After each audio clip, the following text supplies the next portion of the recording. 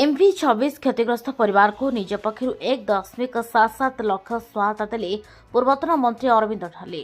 मालकानगिरी जिला MV26 गारे घटिथिबा क्षयक्षति घटना को नहीं क्षतिग्रस्त परिवार मानक पई अनुकंपा राशि बढ़ाइबा सह हत्या घटनार सीबीआई तदंत दाबी करिसेंती पूर्वतन मंत्री तथा बीजेपी नेता अरविंद ढाले। ओडिशा सरकार पक्षर MV26 गार क्षतिग्रस्त परिवार मानक अनुकंपा राशि भाव में 70,000 टंका देवाकू मुख्यमंत्री घोषणा करथिबा बेले याकू नै ग्रामवासी मध्य असंतोष प्रकाश पाइछि। ए परिप्रेक्षी पूर्वतन मंत्री अरविंद ढाले मुख्यमंत्री को अनुरोध करी प्रत्येक क्षतिग्रस्त परिवार को अति कम 10 लाख टंका सहायता देवा सह गोटे गोटे आवास घर प्रदान करने को दाबी रखिछन्ते।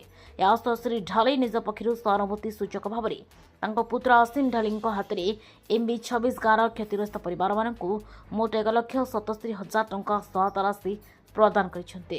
सेबळे राखेलगुड़ा गाँव भूत भेड़ा लाखे पड़ियामी परिवार को 10,000 टंका सहायता राशि दि जाइछि। ए राशि मृत महिला पुओ रवि पड़ियामी को हस्तांतर कराଯାଇଛି। या सहित लोके पड़ियामी हत्या घटनार सठिक तदंत पाई सीबीआई तदंत आवश्यक बोली पूर्वतन मंत्री अरविंद ढाली दृढ़ भाव में दाबी करिसेंती। मालकानगिरी कैमरा पर्सन पिंटू कुमार ईश्वर आधाके रिपोर्ट आदर्श न्यूज। नमस्कार, ओम शांति, जय जगन्नाथ। विगत मासे तले MV26 नंबर गाँ मालकानगिरी ठारे जो अघटन घटी जाइछि सेथिपाई से गाँव रे लोक मानकर आ किछि नाही। तो ए विषय रे माननीय मुख्यमंत्री महोदय 70,000 टंका तांको पाई घोषणा करिसंती।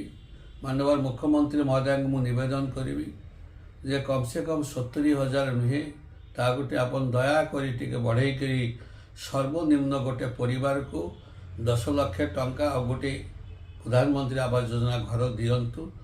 तत्सहित ये जो मर्मांतुद घटना जे घटाई बहुत मु दुखित अंतरु एवं से दोषी किए घटना घटाई किए से माँ को मारी महिला को तांको सीबीआई तदंत न कले धरा पड़वा कष्टकर। तेणुकरी तो सीबीआई तदंत करा जाओ एवं दोषी को खोजी बाहर करी तांको कठिन रो कठिन सजा दिया जाओ जेमिति भविष्य में यह कार्य करने आउ कहीं साहस करेंगे ना मालकानगिरी जिले में।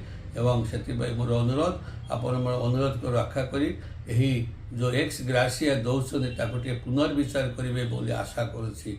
नमस्कार, ओम शांति, जय जगन्नाथ।